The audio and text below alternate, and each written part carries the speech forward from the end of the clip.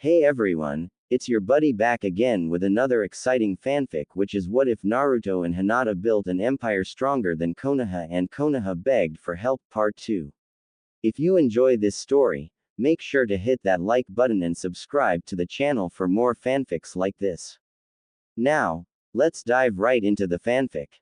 The boss and I thought the same thing when we first came here, Yugito said.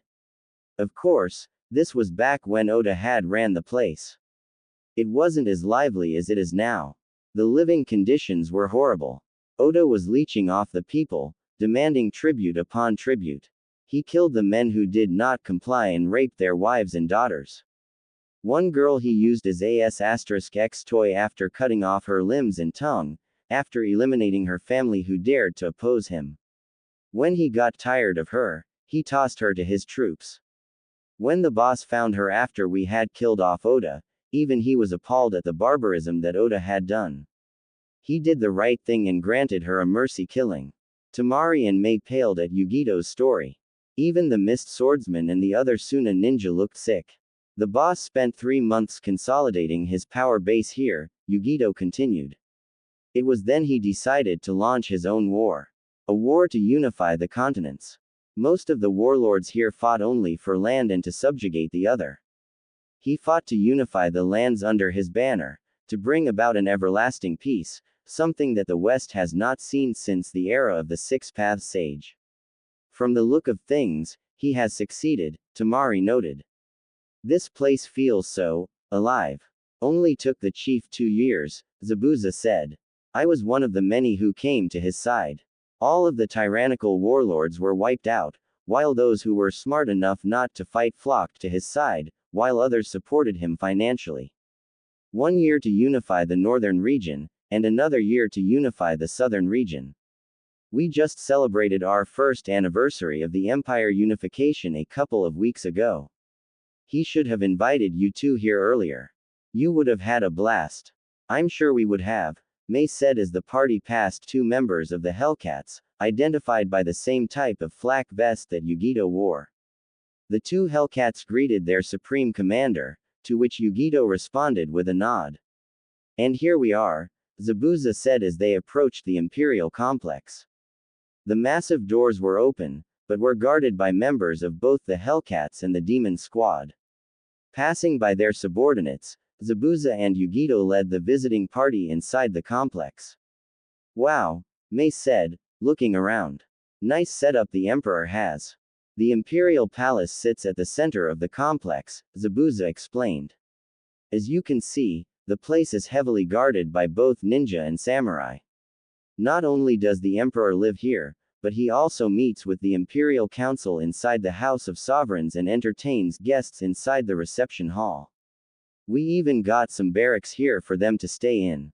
Since the Emperor's a seal master, his main home is warded off from intruders. He should be inside the House of Sovereigns now. We're heading there now. In that case, lead the way, Gaara said. House of Sovereigns, throne room. Dressed in black, complete with his black cage-style hat concealing his face, Naruto sat on his throne, Katami at his side. He had received word that Gaara and Mei had arrived safely and had just entered the House of Sovereigns. General Kazuma had verified that both cages were accompanied by their personal escorts. Naruto, however, was curious as to why Gaara had a squad of genin tagging along. Temari and Kankuro, he could understand, but a squad of genin. Naruto shrugged it off and straightened himself in his seat, as the Cage of the Mist and the Cage of the Sand entered his throne room, followed by their respective escorts. Naruto was thankful that he was still wearing the cage-style hat, otherwise, he would have been surprised to see Konohamaru, Moegi and Udon among the Suna envoy. Even more surprising was that they wore the Hitai 8 with the Suna hourglass identifying them as Suna ninja. Gaara, in the meantime, narrowed his eyes at the red-headed woman that stood beside the throne. Shukaku was speaking to him, but he ignored the rodent. As their respective entourages remained behind, the Cage of the Mist and the Cage of the Sand stepped forward. Stopping 3 feet before the throne, they bowed. The Emperor responded with a nod of his head. Gaara of the Sand, Godime Cage of Suna. Mei Terumi, God, I'm Mizukage of Mist, welcome to my home. We are honored to be here, Your Majesty, Mei replied. Naruto rose from his throne. The look on your face says it all. Why are the both of you here, and why did I invite you to my lands, correct? He inquired as he stepped down to face the two cages. In that case, prepare to be enlightened. The young emperor reached up and removed his hat, tossing it to a valet that was standing nearby. Gaara had his suspicions when he was delivered the invite, but despite the missing whisker-like marks and his hair taking on a reddish tint, this had all but confirmed it. Tamari and Kankuro were at a loss for words, since they were facing the last person they would expect to be Emperor of the Unified West. Boss. Oof. Naruto grunted as he was tackled to the floor by Konohamaru, Moegi and Udon. The guards inside the throne room couldn't help but to chuckle at their emperor's antics. Despite being the most powerful person on the continent, he was still a teenager. Even the Mist Swordsman had a laugh. Katami cracked a smile at the sight of Naruto being dog-piled by the three junior ninja. Knock it off, you three, Gaara ordered. Give him some breathing room. Once Naruto managed to pry himself from Konohamaru, Moegi and Udon, he straightened himself off and faced the two cages. He greeted Mei first. Lady Kazakage. Welcome to Kimen. Zabazaz told me quite a bit about you. He did, didn't he? Mei replied. Good things I hope. Anything bad would ruin my reputation. Although I am curious as to how you know the demon of the mist. We met 4 years ago, back when I was a genin, Naruto explained. He then gave both cages a quick summary of the mission to Wave Country and of his run-in with Zabuza and Haku. I later found out that both were alive. Turns out the Zabuza and Haku my team and I fought were nothing but advanced blood clones. Zabuza had taken off when the Mist Hunter ninja arrived sooner than expected. He was one of many that helped me unify the West. Mei turned to Zabuza. I am honestly impressed, Mamachi. Of course, you will give me the whole story later on, she said, smiling sweetly, yet her tone showed that there was no room for argument. Zabuza gulped. Of course, Lady Mizukage. In the meantime, Naruto had turned to Gaara. The two leaders shook hands. Gaara, congratulations on your promotion to Cage. Gaara smiled. And you, Uzumaki. It's clear that you have once again outdid me. I never thought it would be you who would unify the West. Congratulations to you on accomplishing such a feat. The people here are not unlike those back in the East. They never knew peace, Naruto explained. Not since the era of the Six Paths Sage. At least back east we had some sort of peace and order. He gestured to the three genin. How'd you end up with those three? It was after you were banished, that the Suna Council sent an envoy to Konoha, Gaara explained. Tamari was with them. When the Konoha Council explained why you were banished, we terminated our alliance with the Leaf. Sarutobi and his two friends had caught up with Tamari and asked to come with her. They knew about your burden as the Jinchuriki and when the banishment order came down, decided to desert the village in favor of Suna. How did Asuma take the news? Naruto asked. He tried to stop us from leaving, pleaded with me to stay, the young Sarutobi said. Said that family should stick together. But we couldn't stay. Not after how the council treated you after you brought back that traitor. I haven't spoken with him since that day. Naruto tapped the Hitai that his former protege wore. So you're a genin of Suna now. Congratulations. I always had faith in you, Konohamaru. In all of you. It's Maru now, Maru corrected. I changed my name when I arrived in Suna, boss. That was the last thing that connected me to that village. Whenever people called me by Konohamaru, it reminded me of you and of your sacrifice. It brought back so many bad memories. Maru, show some respect, Tamari scolded. Naruto waved her off. It's okay, Tamari. Maru's been calling me boss ever since Konoha. It's his way of showing respect towards me. In any case, it's good to see you again, Naruto, the Wind Mistress said as she hugged the younger man. You're grown too. Last time I've seen you, you were nothing but a sprat. It was indeed true. Naruto barely stood over 5 feet back in Konoha. Now, he was clearly a foot taller. 4 years of hard training and fighting tends to work wonders. He turned to Kankuro. Still into your puppets, I see. Improved any. Kankuro grinned. You can be more than happy to find out, kid. He shook Naruto's hand. Good to see you're still alive. Can't die just yet. The people need me. He then introduced Katami. My chief prime minister, Lady Katami Akashiya. Katami bowed in greeting. As she did so, Shukaku recognized her aura immediately. She is the Nine Tails. Shukaku screamed in Gaara's mind. She is the Kyuubi in human form.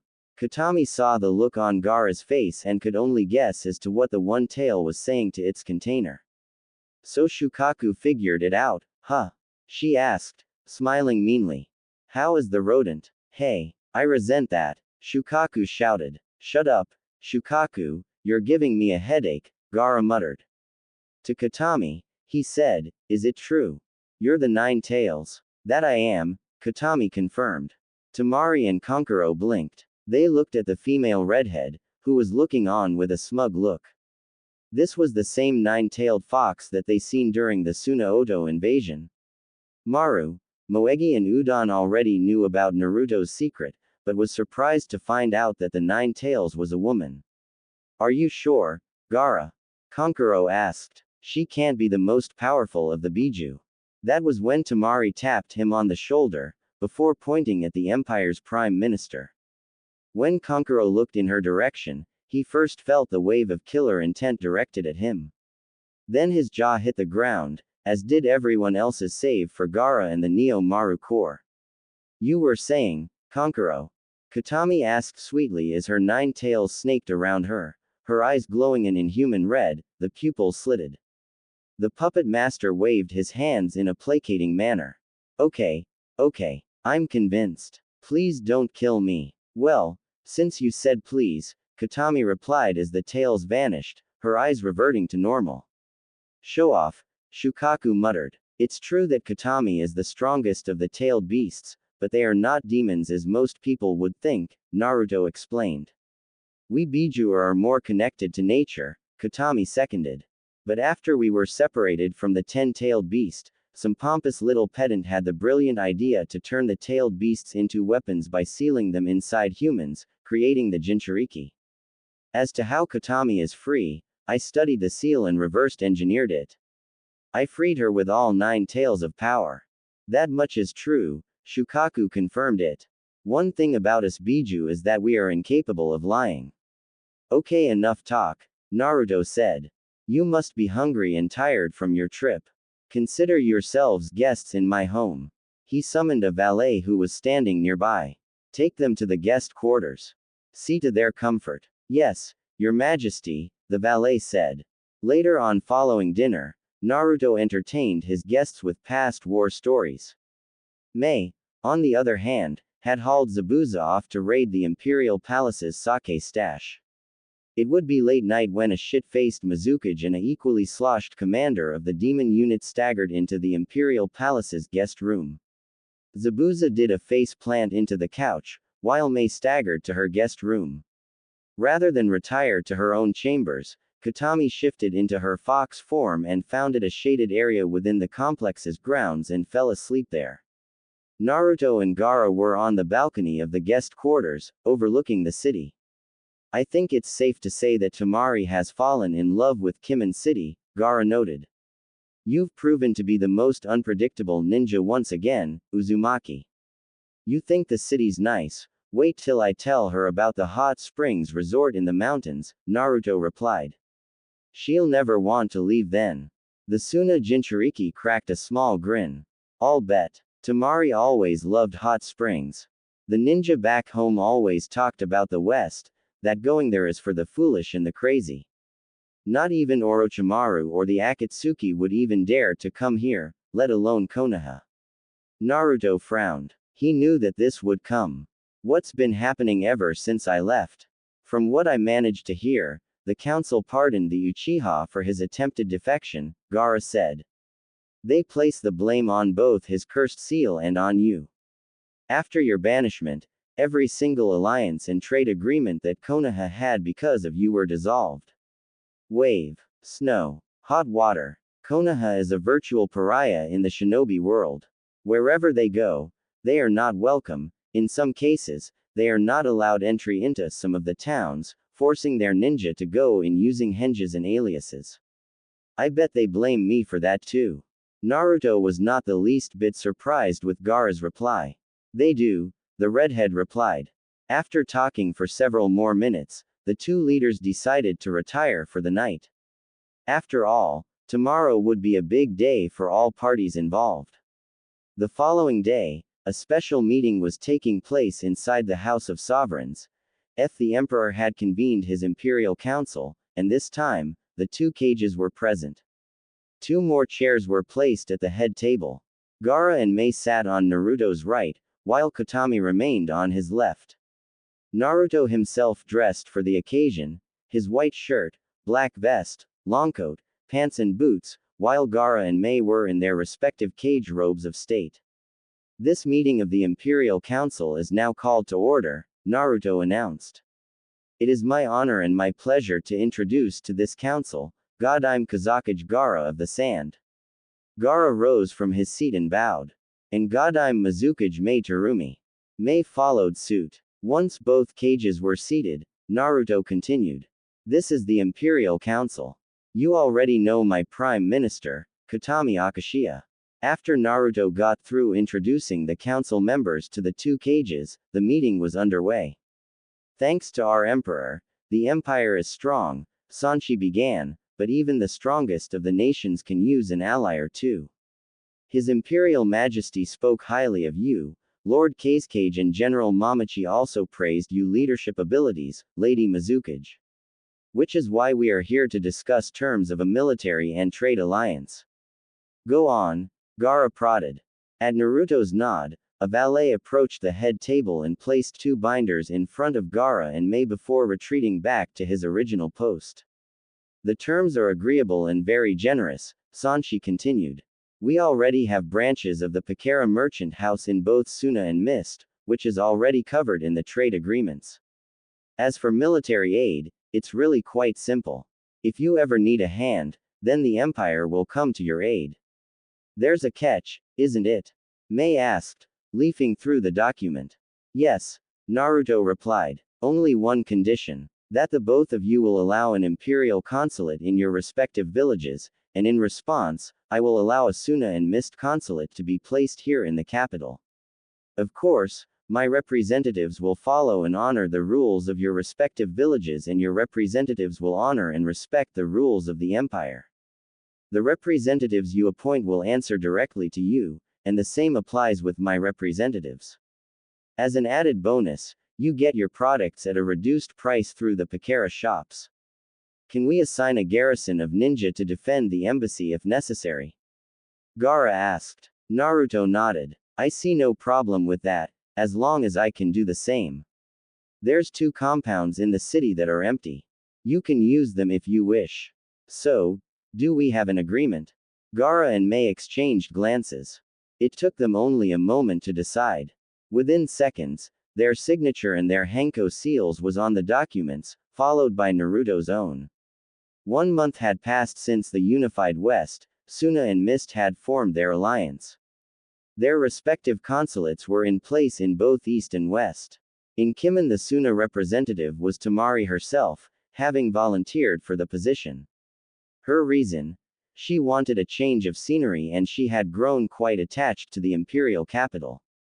Naruto suspected that the hot springs resort in the Laja Mountains may have had an influence in Temari's decision. At least Gaara sent someone he trusted.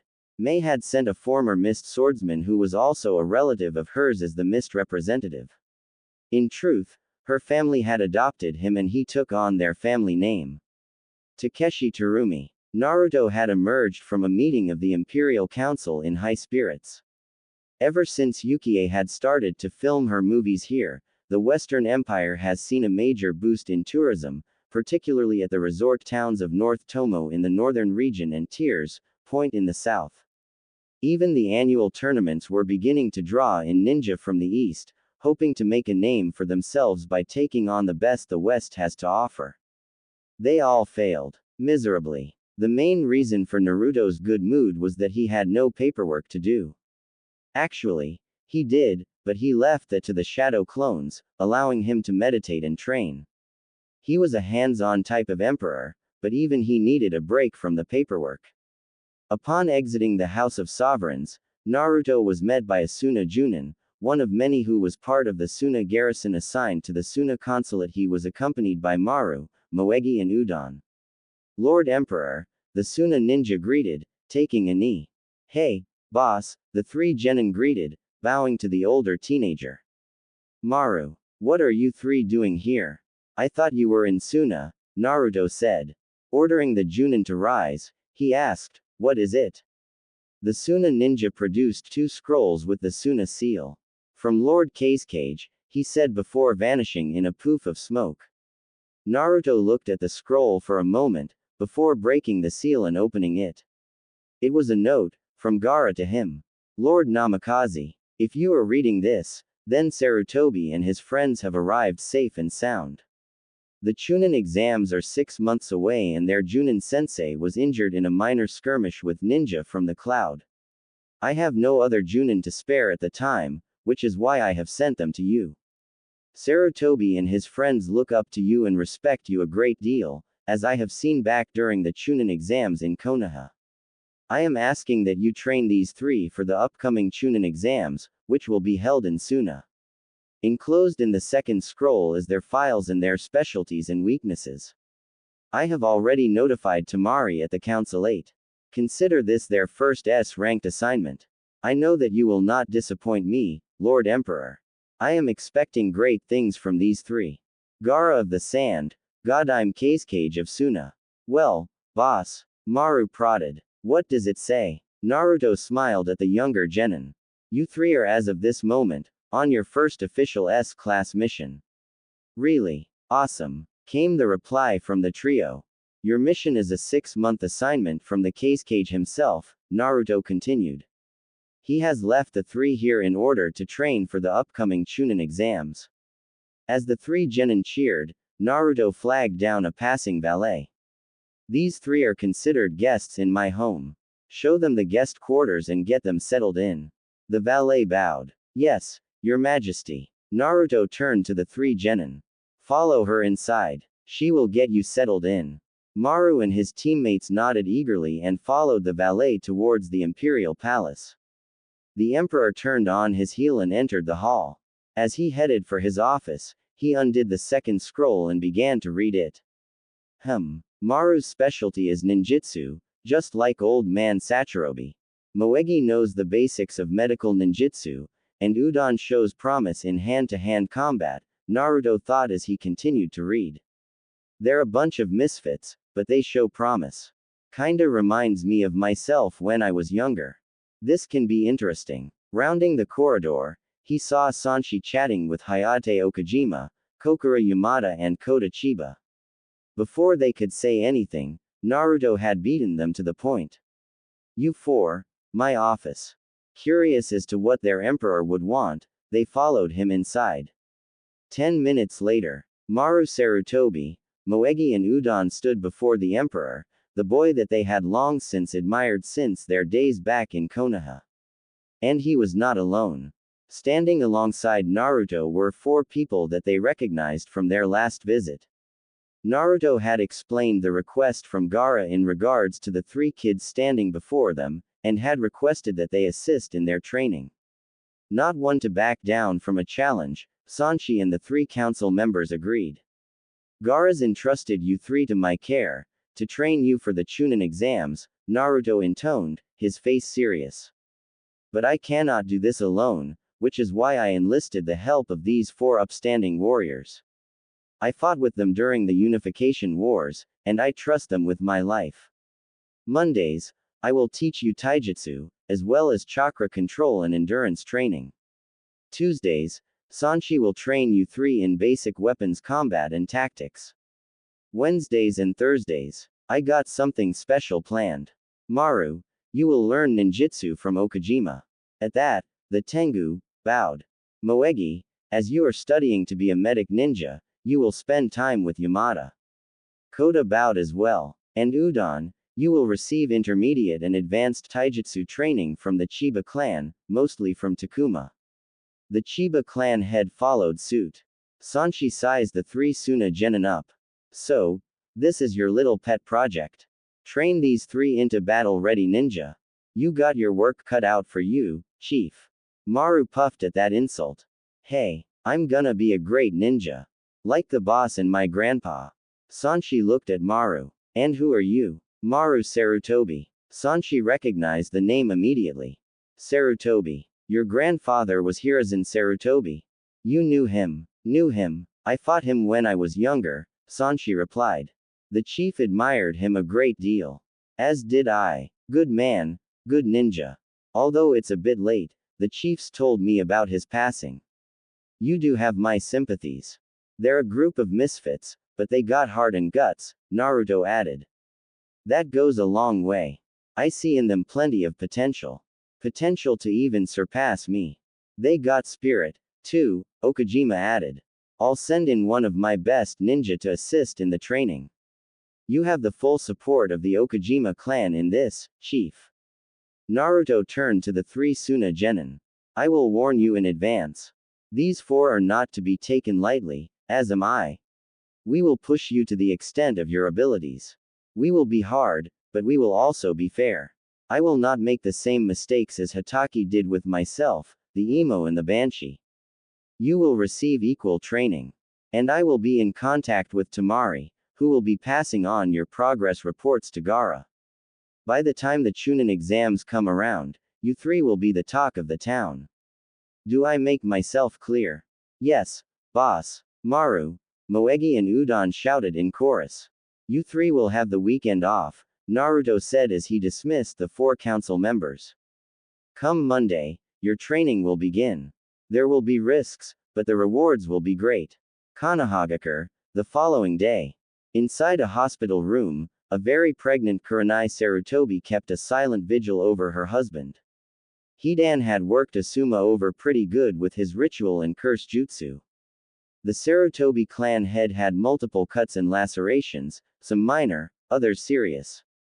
He had lost quite a bit of blood on the way back to Konoha. Choji had carried him on his back and Ino fed him blood pills, and given the extent of his injuries, he would be on the inactive list for several months.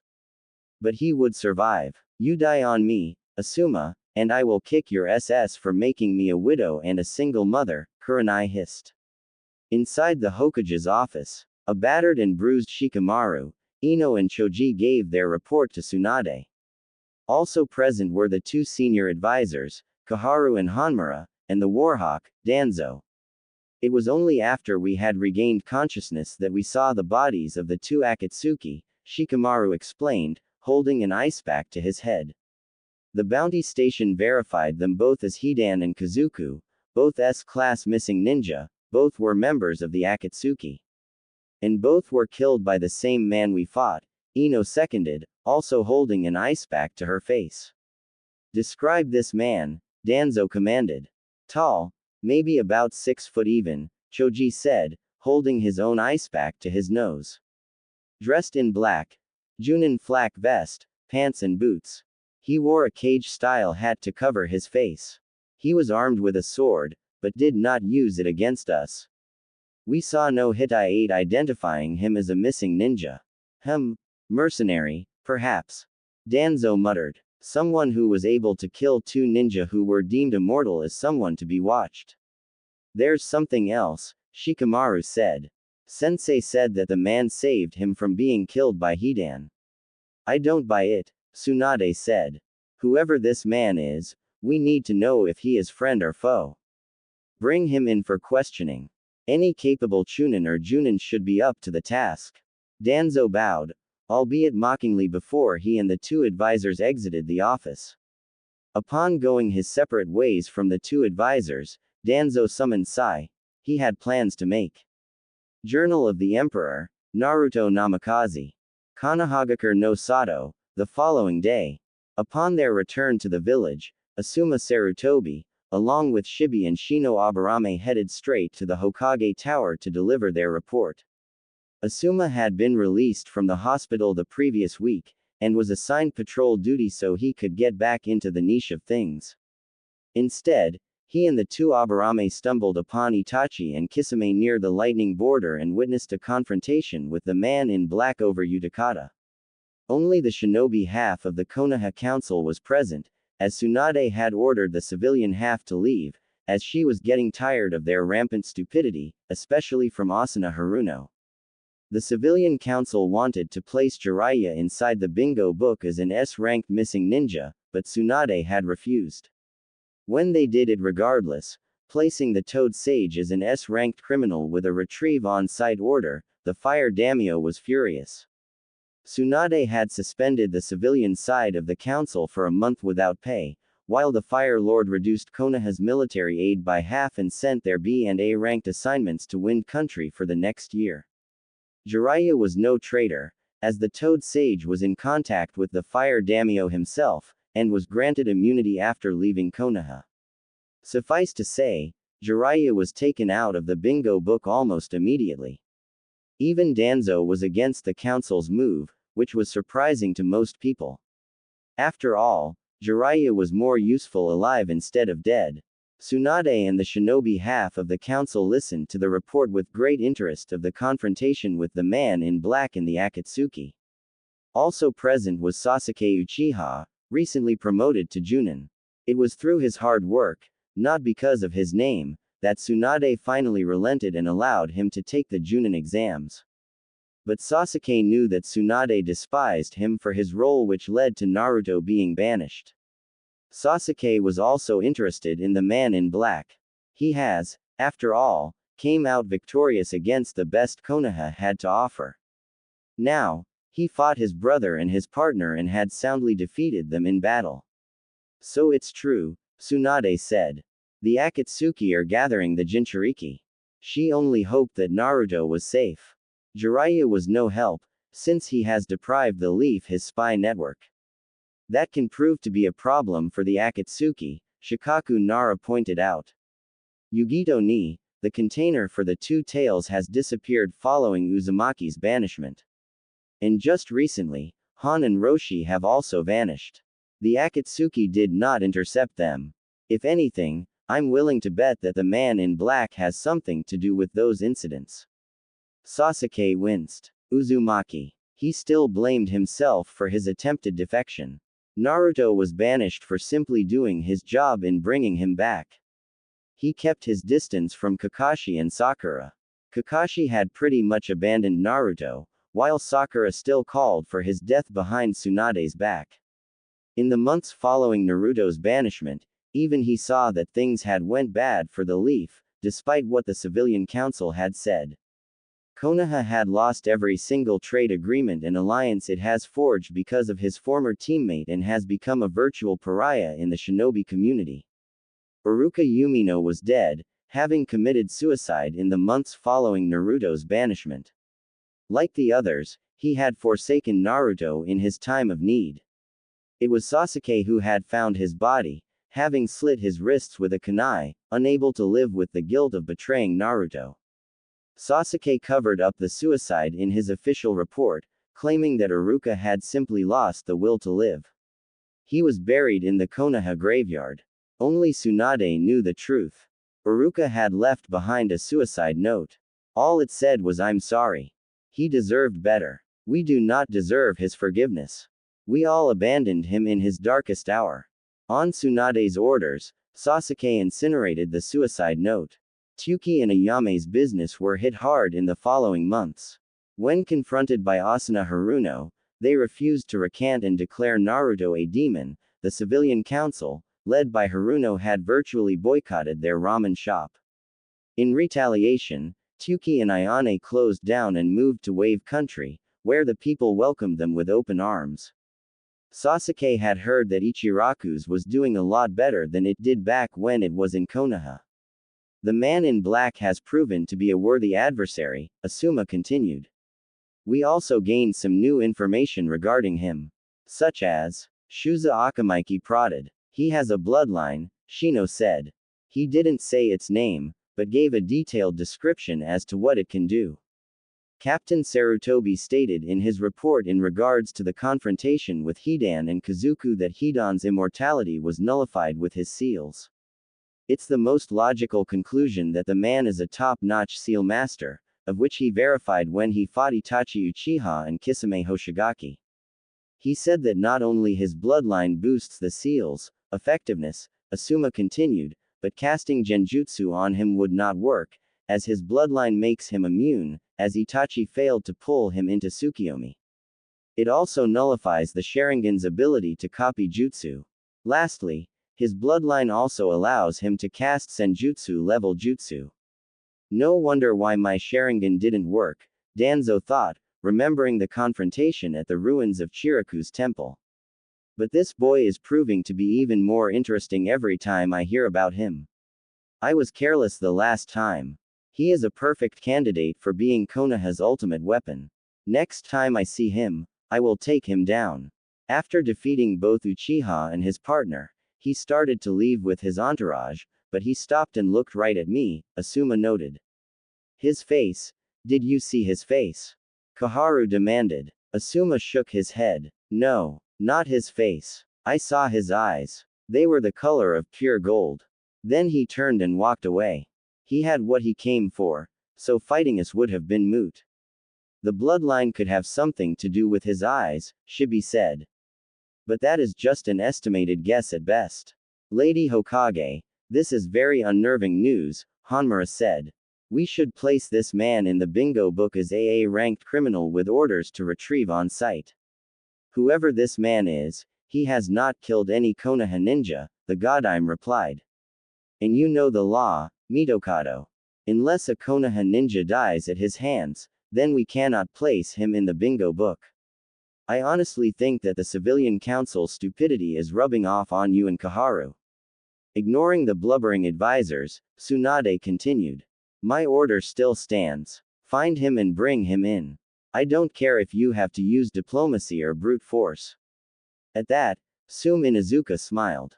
After seeing the failed attempts of both generations of the Ino-Shika Cho trio, Team Guy and Danzu's root Anbu, the feral clan head was itching for a chance to fight the mystery man. It had been a while since the elite Junin had a good match, and she felt that the mystery man could give it to her.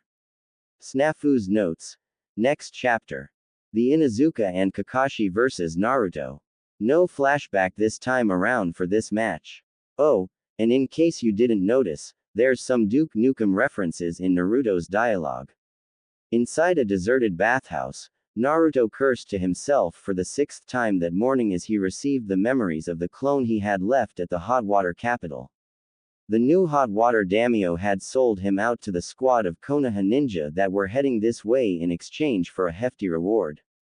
Among the 6-man squad of Junin-level Anbu Black Ops, they were being led by Kakashi Hatake and backed up by the Inuzuka matriarch and her son.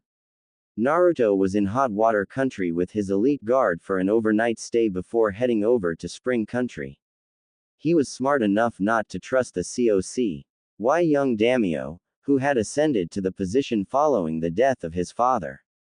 Naruto had passed through the hot water capital with his elite guards and had decided to check out the former ninja village of Yugakure, Hidan's former village. The village had become a tourist town, forcing Hidan to leave. When Hidan returned after joining Akatsuki, he had Kazuku in tow. Together, they put the entire village to the sword.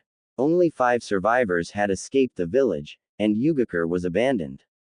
The local people said that the city was cursed by the insane Jashin priest ninja. Now, Naruto was hiding out, waiting for the arrival of his former sensei and the 2 Inuzuka. He had ordered the elite guard to keep the Anbu occupied while he dealt with Kakashi and the Inuzuka. Naruto did not forget their reactions to his banishment. He did not forget the cold indifference of his former sensei, or the death threats that were directed to him from the Inuzukas. And he wasn't in a forgiving mood. His spy network inside Fire Country had proven their worth. Not that he already knew how the Konoha 11 fought, but that he kept up with his former teammates' progress ever since he established the Pakara merchant house in Fire Country. The Emperor had changed out of his casual attire and into his standard battle gear, mesh shirt, black combat pants, and boots. His black flak vest was the last item he regarded for a moment. Black like the sound flak vests, but it was similar in design like Konoha, only there was no whirlpool spiral on the back. It was his favorite. He slipped it on and checked his items for the upcoming battle. Scrolls, check. Standard kunai, check. Sword, check. The second clone that he had placed at the village gates had dispersed, Naruto gaining its knowledge. They were here. Placing his face mask over his face and his bandana over his hair, Naruto secured the sword over his shoulder and stepped outside to face his former sensei and the Inuzuka. At the entrance, the massive one-eyed dog with the missing ear sniffed the air. He is close. Very close. Sume Inuzuka gave her pet a pat on the head. Good, Kuromaru. Kiba Inuzuka gave Akamaru a pat on the head to soothe its whining. I know boy, I know. This place freaks me out too. The team from Konoha were in a neighboring village when they received word from one of the hot water Damiyu's minions. The man they were looking for was in the capital, but was now headed in the direction of Yugakure. Several miles out from the city, the three Junin and their 10-man team of Anbu Black Ops had encountered the man in black's bodyguards. While the Anbu kept the bodyguards occupied, the Inuzuka and Kakashi headed for the deserted village, where they quarry awaited their arrival. After seeing their fellow ninja brought back empty-handed, Sume had been itching for a chance to take on the man in black. When word reached the Konoha ninja that the mystery man was in the vicinity, the special Junin immediately jumped at the chance. Kakashi, along with her son, who was also in training for becoming a special Junin, had tagged along. So this is Yugakure, Sume quipped as the trio of Junins walked through the gate. Hidan's hometown, right? Kakashi nodded. It was, until the village went from a hidden ninja village to a hidden springs resort. Hidan didn't take it very well and left. When he returned, he was a follower of Jashin and had Kazuku with him. What those two had done had made the Uchiha massacre look like a backyard brawl. Out of a village of over 300, only 5 survived. I can see why our friend chose this village. The locals believe that it's cursed. Sume snorted. Superstitious fools. Pretty smart for him to have his bodyguards keep the Anbu occupied. Divide, then conquer, Kiba seconded. I can see why the others lost to him. They didn't have a special Junin and a master of the Sharingan along with them, Sume said. The others were careless. This is not a game, Inuzuka, Kakashi pointed out. We have our orders. We have to bring him in for questioning. Sume started to reply to that before she spied movement. There, she shouted as she and Kiba charged forward. Only to have Kakashi restrain the both of them. Could be a trap, he said. Raising his Hitai-8, exposing his Sharingan. He created 5 shadow clones and sent them off in the last known direction of the person Sume saw running into what used to be the village's inn. Watching from his perch several buildings away, Naruto shook his head. All too predictable, Hitaki, he muttered to himself as the 5 clones chased after his own shadow clone. A shadow clone loaded down with explosive tags. 5, 4, 3, 2, 1, and Naruto covered his ears. Boom. The blast threw the 3 ninja off their feet, while the 2 dogs threw themselves to the ground. Naruto chuckled softly. It was time to get reacquainted with his former sensei and the Inuzuka. I really hate being right, Kakashi thought. The son of Tsukumo Hitaki rose to his feet, as did Sume and Kiba.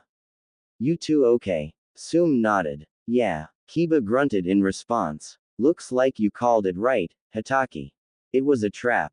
Kakashi looked forward. And there he is. Sume looked forward. Kiba did the same, as Kuromaru and Akamaru growled. Stepping through the fire, like a demon out of hell, was Naruto. Kakashi looked upon his opponent. Little did he know that the man in black was his former student, the same one he had written off as worthless years earlier when he was banished. Sume and Kiba were elated. Here was the man in black, the same person who had killed Hidan and Kazuku and had gone through Danzo in his route, both generations of the Inoshika Cho trio, held his own against Itachi and Kisame, and had beaten down Team Guy. Naruto cracked his knuckles, which was followed by him rotating his neck muscles. He was primed and ready to deliver some much-needed payback upon these three. You did this to your teammate. You are worse than trash. You are scum. My mom was right about you. You're nothing but a damn demon. I'll kill you the next time I see you again. This time around, his chakra control wasn't screwed up like it was during the Chunin exams. It was time for some get even. Kiba looked at the disguised Naruto. This is what got Konoha riled up. He doesn't look like much. Don't underestimate him, Kiba, Kakashi warned. He is labeled as an S-ranked ninja. Sum smiled. Oh, this was going to be fun. Naruto watched as Kiba performed the Inuzuka's signature jutsu. Beast Ninja Jutsu. 4 legs, Kiba shouted. Had Naruto did have his mask on, Kakashi would have seen the evil smirk on his face as Kiba crouched down on all fours, his already feral features becoming even more feral, his chakra radiating from their bodies. Naruto wondered why Sum wasn't going feral alongside her son. Then it hit him. She was sizing him up, along with Kakashi. So, Naruto began, his eyes the color of pure gold, been looking for me. Akamaru, stay back. He's mine. Kiba shouted as he charged. Naruto shifted his body to the side as Kiba reappeared, his elbow striking nothing but air. You missed. Kiba Inuzuka, Naruto deadpanned. Kiba blinked. You know me. That one distraction cost the male Inuzuka, as he did not see Naruto's fist on a course for his chin. It was a full body swing too, came out of Konoha from where he was born, hooked a right through the Ninja Academy, picked up even more speed through the Chunin exams, and was forged in the fires of the Unification Wars. Crunch. Kakashi winced as the uppercut from hell caught Kiba square in the chin and launched the feral boy in the air and backwards. He landed on his back, and slid to a stop in front of his dog, Sum, Kuromaru and Kakashi. Kiba shook off the blow, but even he had to admit that it hurt like hell. Naruto chuckled darkly. This reminded him of the first time he had fought the Inuzuka during the Chunin exams, when Kiba knocked him on his SS. Kiba tasted blood. He spat it on the ground. First time in a while since someone made me bleed, Kiba said as he retrieved 2 familiar-looking pills. Looks like the rumors were right about you, but it's not enough. Akamaru. The dog barked as Kiba tossed one of the pills in his mouth, while he swallowed his own. When Akamaru's fur turned red, Naruto knew what was going to happen. Sum smiled as her son performed the beast clone jutsu. It's over. Kiba has won. Kakashi did not share in Sum's optimism as Akamaru transformed into a clone of Kiba. You can stop the macho act, the real Kiba began. And give up, the false Kiba finished. You're finished. You think that, wouldn't you? Naruto replied. Defeat me first, then boast. Until then, less talking, more fighting. Both Kibas charged. Much to their surprise, Naruto charged in as well, leaving only an afterimage of him standing before. Much to Sum and Kakashi's surprise, Naruto was holding his own against Kiba and Akamaru. Amazing, Kakashi muttered as he tracked the action with his Sharingan. Rock Lee said that this guy's taijutsu was flawless. He's keeping up with Kiba. Even more interesting is that he's not using his chakra to do it. Sum growled. She had taught her son better than this. Meanwhile, Naruto was calmly blocking, dodging and weaving through the 2 Kiba's attacks. Let's see if I can provoke him into doing the Gatsuga, Naruto thought. His fox eye knew which Kiba was the real one and which was Akamaru, tagging both of them with several blows of his own, enraging the dog lover when he failed to strike him. Ducking underneath their punches, Naruto knocked them both back with a power punch to the breastplate. Then he grabbed a handful of Kiba's flak vest, pulled him in and began to punch him in the face several times before let go of the dog ninja and ducked, just as the Kiba clone pounced, crashing into the real Kiba instead. Pitiful, Naruto sneered. Kiba growled. He had not laid a single blow on this guy and he was moving just as fast. On top of that, his eye was swollen shut from the guy's rapid-fire style of punches. Pulling a smoke bomb out of his pouch, he had the false Akamaru keep him occupied when he flung the bomb at Naruto's feet. Upon hearing the coughing and hacking, Kiba saw that his much-needed opening had appeared. Akamaru, now, Kiba shouted as they both charged into the smoke spinning into the Inuzuka signature technique. Gatsuga. Wham! When the smoke cleared, both Kiba and Akamaru, who had reverted back into his original form, stood proud and tall over the still form of the man in black. Hey, Kiba breathed. Told you that you already lost. Sume let out a whoop of joy. That's my boy. You showed him what the Inuzuka could do.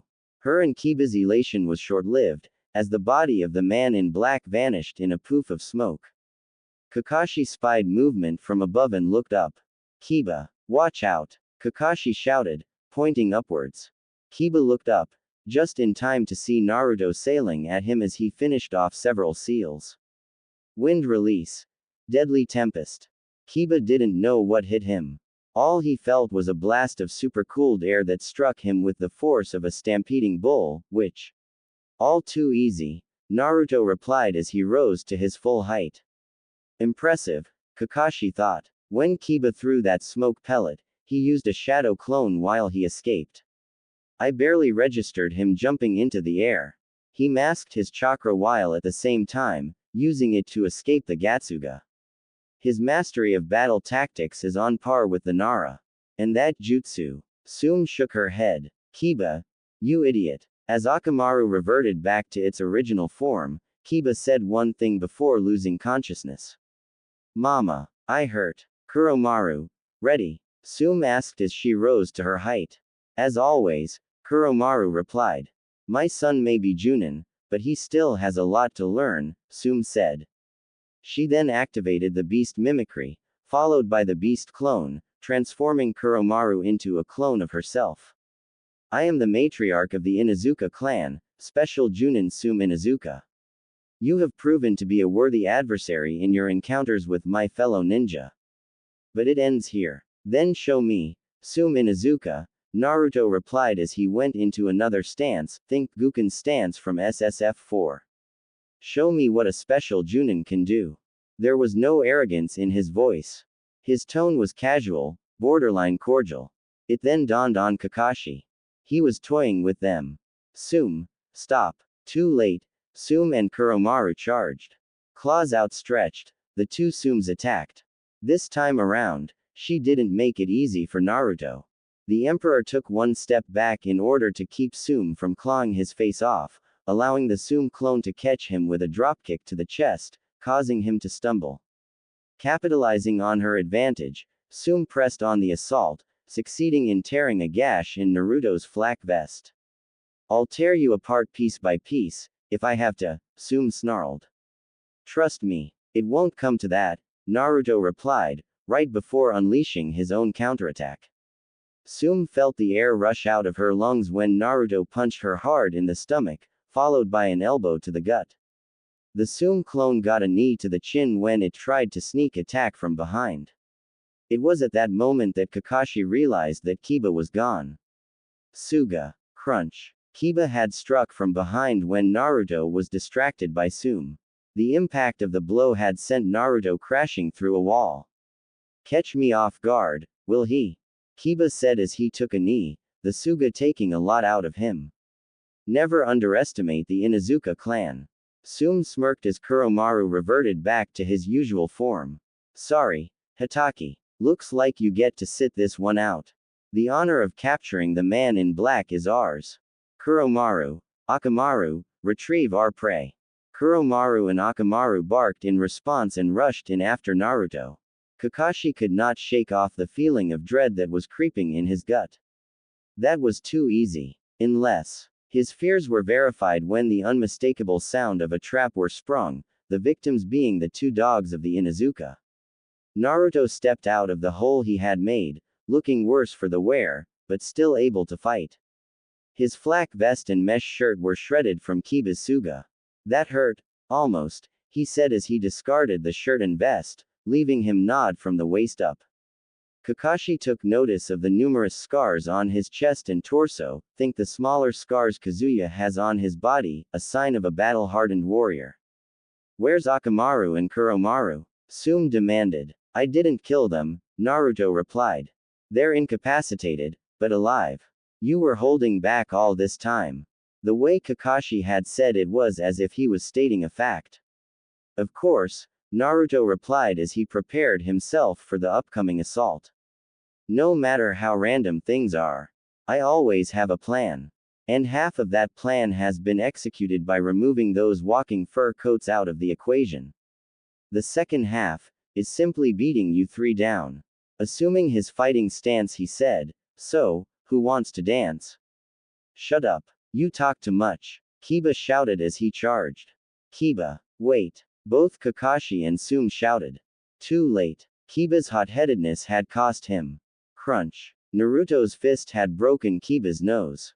As Kiba screamed in pain, Naruto swung his other fist with chakra-backed strength, catching Kiba on the jaw.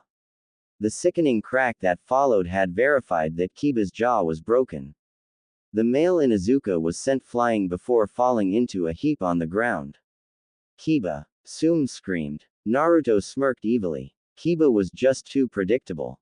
One Inuzuka down. One to go. This time, Kakashi joined the enraged Inuzuka clan head in attacking the Emperor. Kakashi armed himself with a pair of kunai. This time around, Naruto had stopped holding back. Summoning a chakra chain and stiffening it so that he could wield it as a staff, Naruto went on the attack.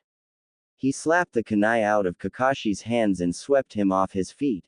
The older man was forced to roll out of the way when the Emperor attempted a leaping overhead strike, causing him to miss. Tsume attempted a Suga of her own, but Naruto used the chain as a pole vault, propelling himself into the air, just as Tsume spun past him. When she landed, she felt the chain-like staff strike her on the back of her skull, leaving her stunned. Kakashi tried to attack Naruto from behind, only to find himself in a reverse armbar, and getting his face punched in repeatedly, as did Kiba before him, right before throwing him towards Tsume.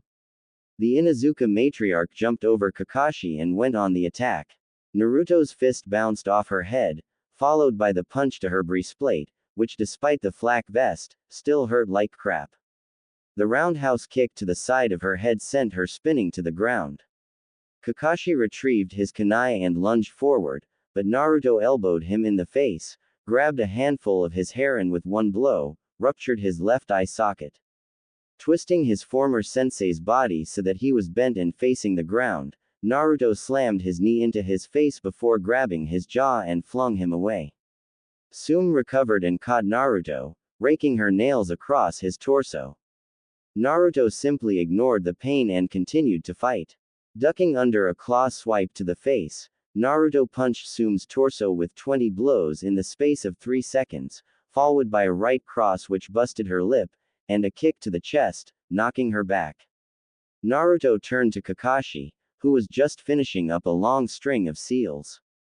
Now what? Naruto thought as he looked at Kakashi, who was standing next to a lake.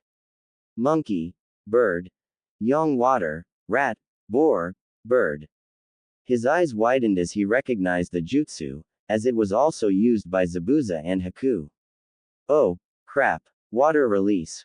Water dragon bullet.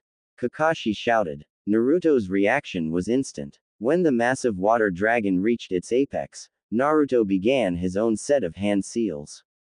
One thing about Naruto was his uncanny talent for battle tactics, which was honed during his years of fighting in the Unification Wars.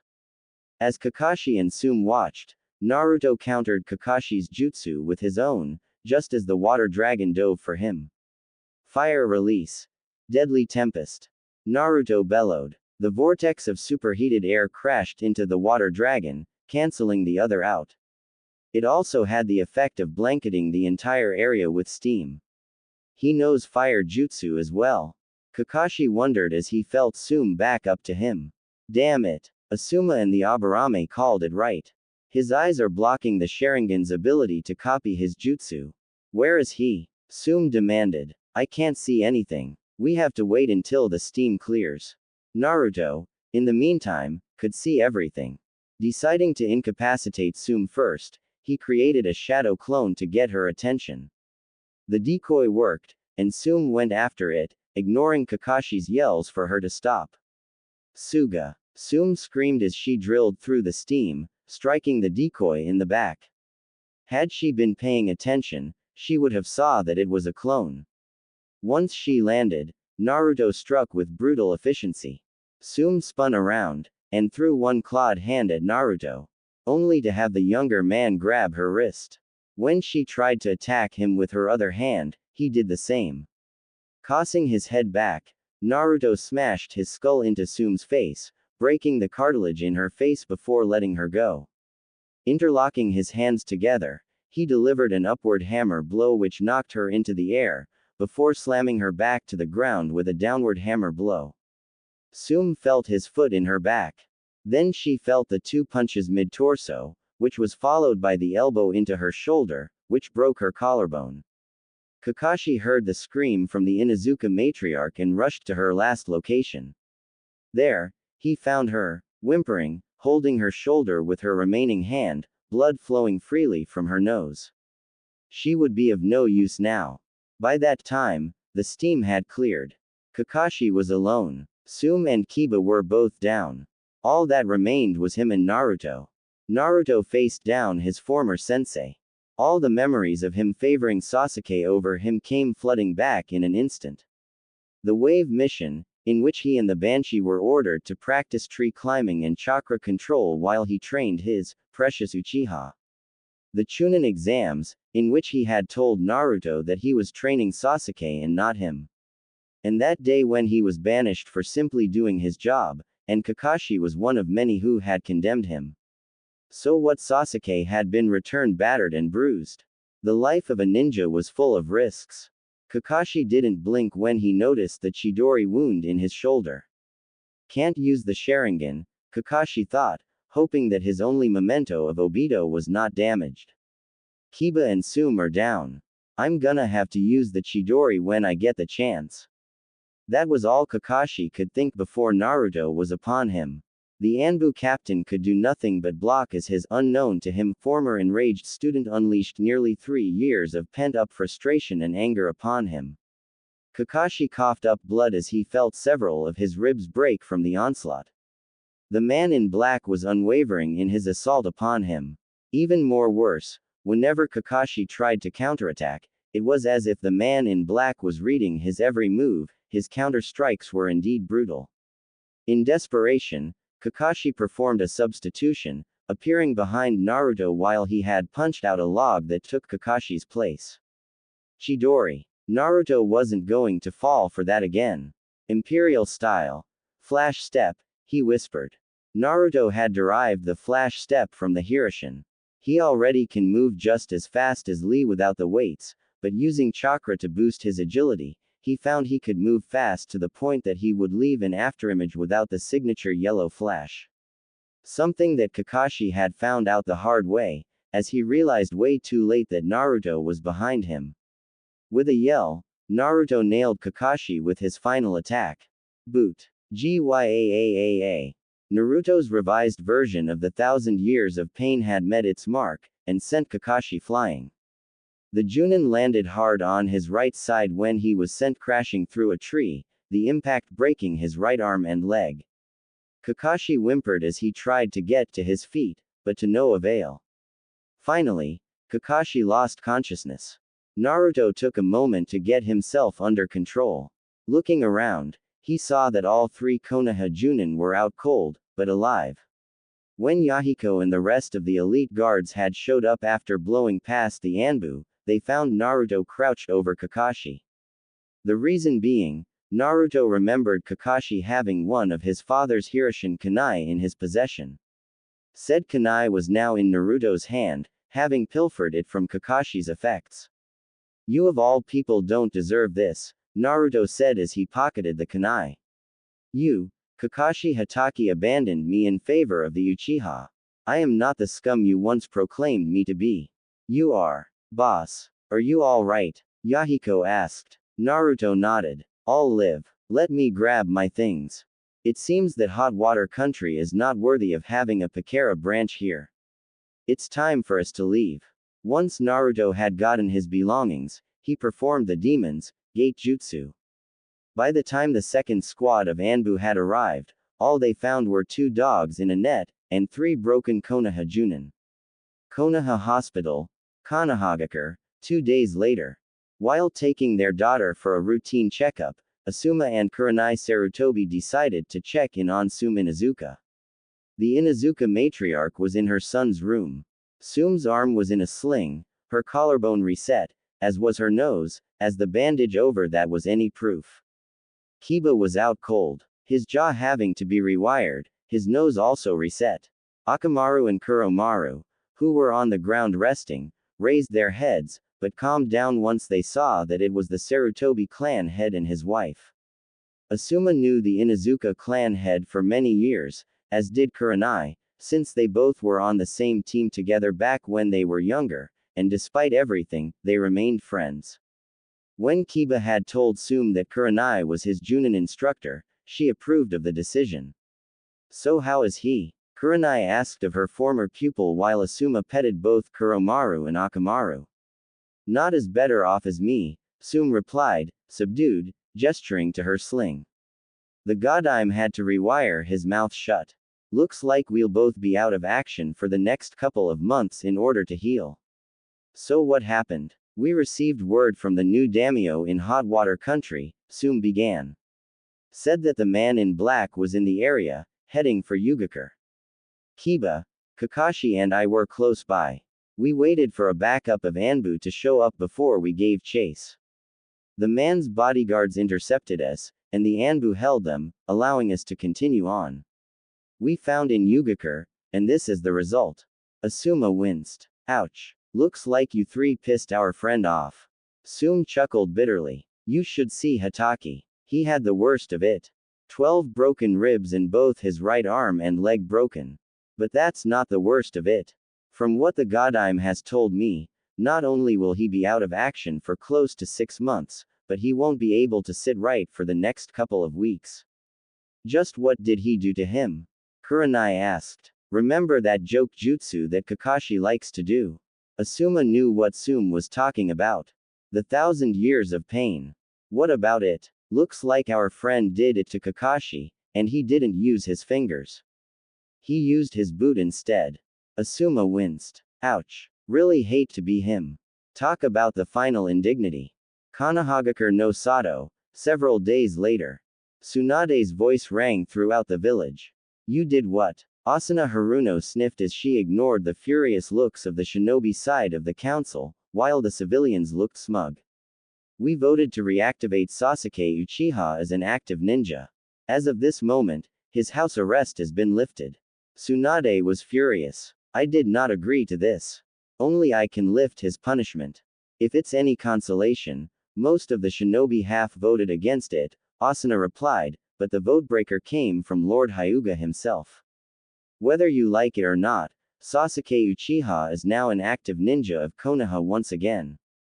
Tsunade growled. Fine. Just to make sure he does not run off to Orochimaru, I will add a stipulation to this decision.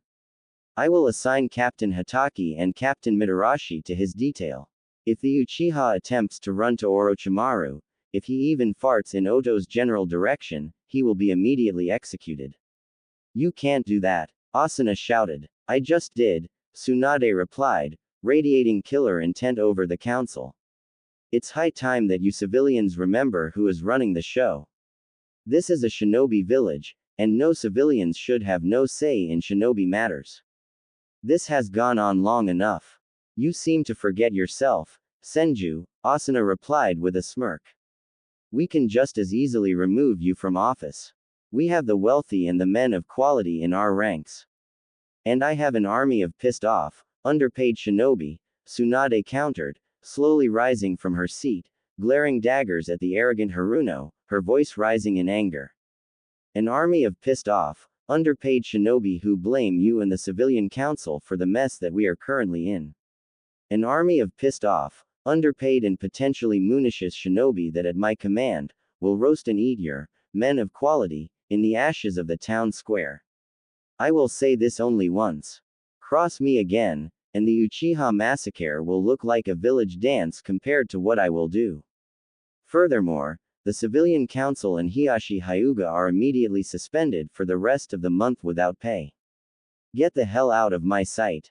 It was true. Ever since the fire daimyo had the financial aid following their attempt to make Jiraiya a missing ninja, the civilian clans have been living high off the hog while the ninja were resentful of the docked pay brought on by the civilian council's stupidity.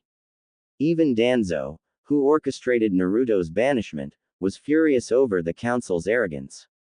The village teetered on the edge of civil war, all thanks to the civilian council. A civil war that the shinobi force can win hands down. And if the Fire Lord decided to get involved, he would easily side with the shinobi. So peace, as shaky as it was, managed to continue inside the leaf. On the shinobi side of the council, the shinobi watched on with shocked looks as Asuna, Hiashi, and the civilians hurried out of the chambers. Even Kaharu and Hanmura were shocked to see this side of Tsunade. Despite having taken part in Naruto's banishment, they were on the side of the Shinobi Council this time around, and thankful that they voted against reinstating Sasuke. You were right, Shikaku, Shuza said. Women can be scary. Given the choice of dealing with Tsunade or my wife and Sume, I'll go with the latter, the lazy Nara said. Very troublesome. Konohagakure no Sato, following the conclusion of the Chunin exams. The civilian council had placed all their hopes on Sasuke, hoping that the Uchiha elite could defeat the man in black and bring him to Konoha, after the mystery man had given the leaf black eye after black eye after black eye. Their hopes were dashed when they saw the ninja that were sent to Suna return. Without the man in black. Despite his injuries, Sasuke had a report to make. Ignoring the guards at the gate, Sasuke and Kakashi headed for the Hokage Tower. Inside the council chambers. What? This time, the outburst didn't come from Tsunade. It came from Asuna Haruno. Even the shinobi side of the council was very concerned at the change in events. Sasuke had just told them the identity of the mystery man.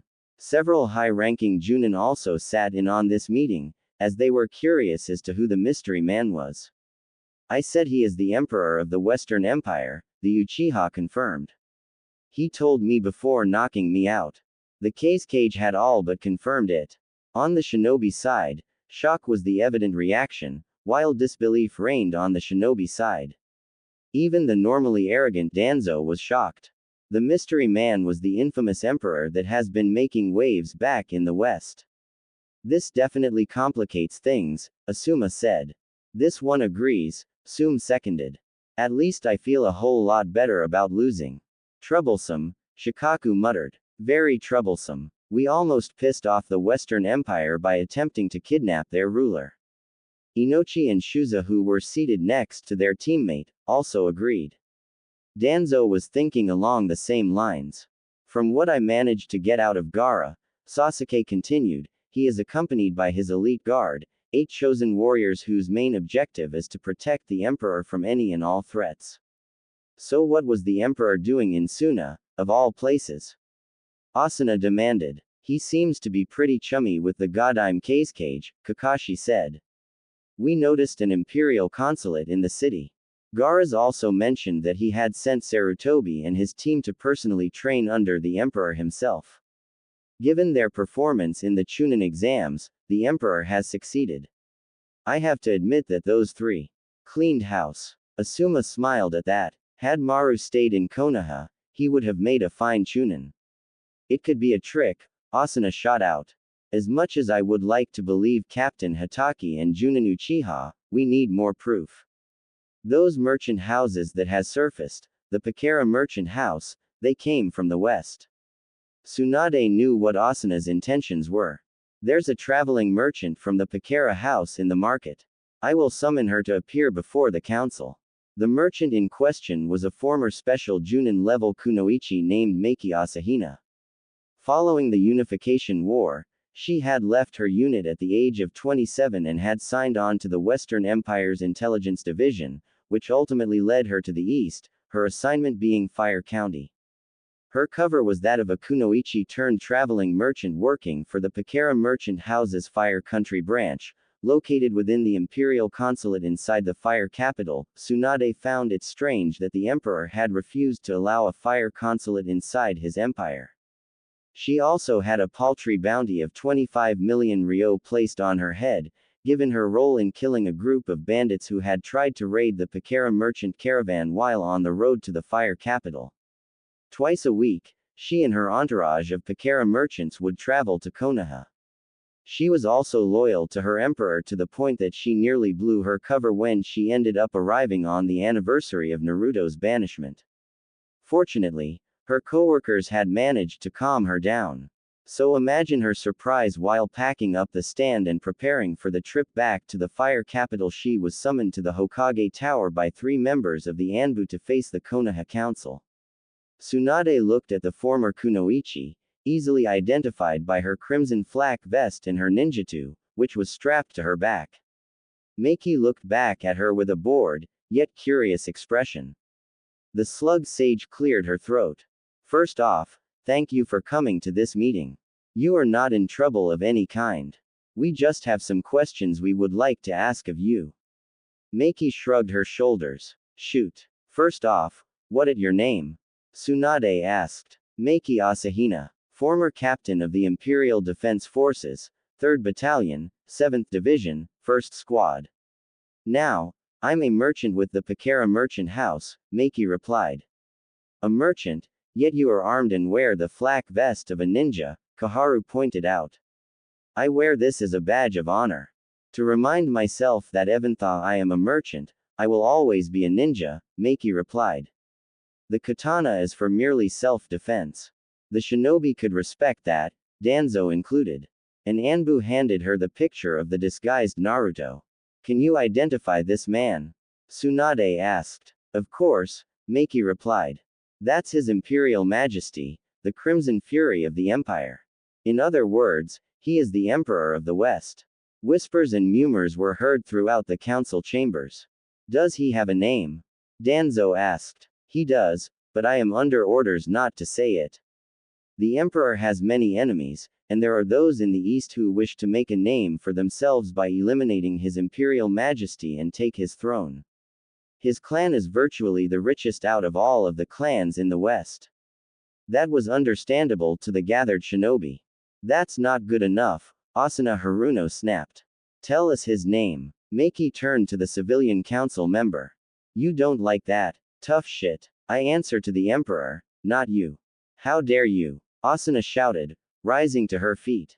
You will tell us the name of the Emperor, or else you will pay a visit to Ibiki. Haruno, sit down, Tsunade ordered.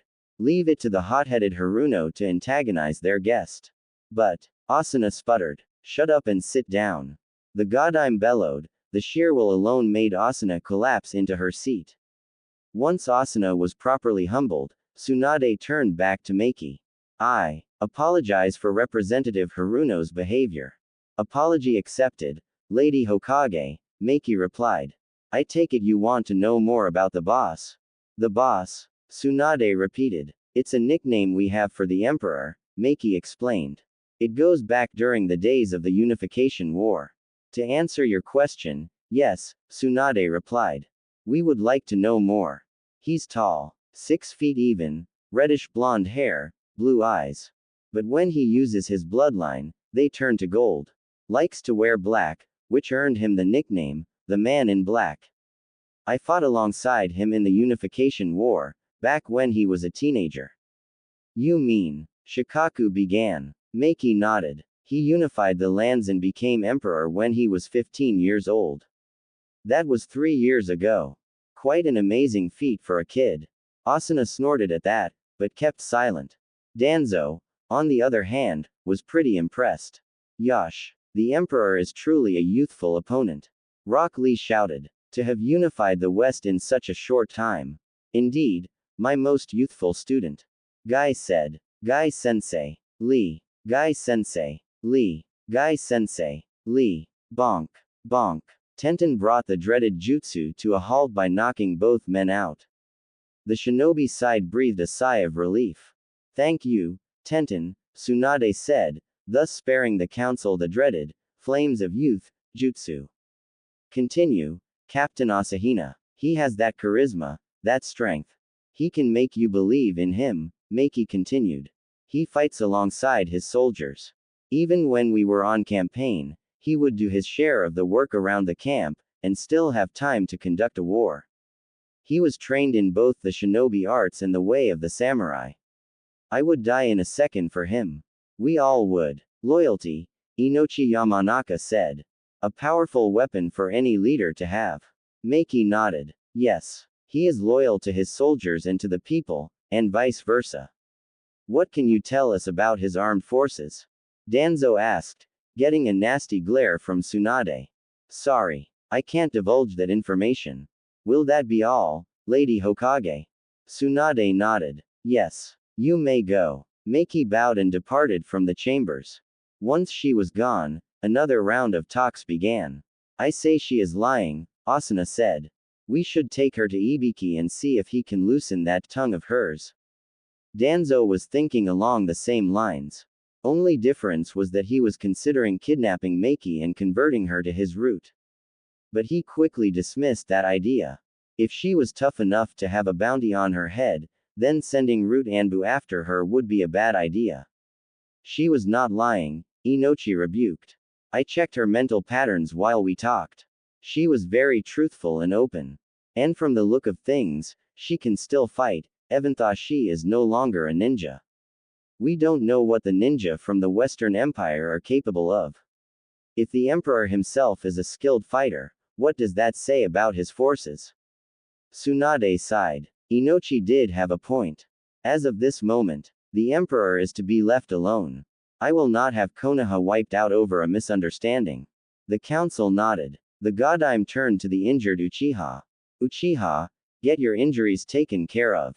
This meeting is adjourned. Hyuga compound, the following day. Hiashi and Hanabi Hyuga faced the Council of Elders. Hanabi was still bruised from her match with Maru Sarutobi, while Hiashi sported a fresh bruise from trying to attack the Emperor while in Suna, as well as an angry red handprint from where Kurenai had slapped him.